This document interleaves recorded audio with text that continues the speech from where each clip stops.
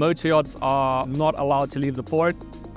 If you wish to visit the Cyclades, be ready to get a proper boat for that, ideally a motor yacht or a longer boat.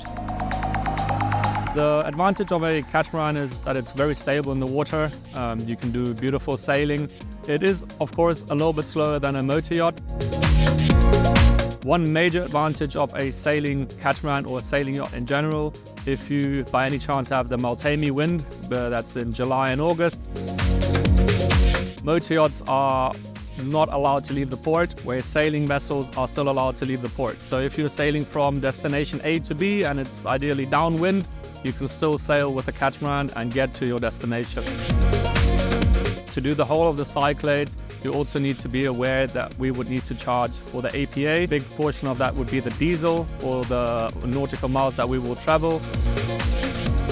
We've got a newer vessel, a newer engine, and we would have less diesel consumption. We are there where there's a boat show, and we have seen most of the vessels ourselves. And I think that is something critical for you as a client to understand that your broker has been there themselves and know what they're talking about.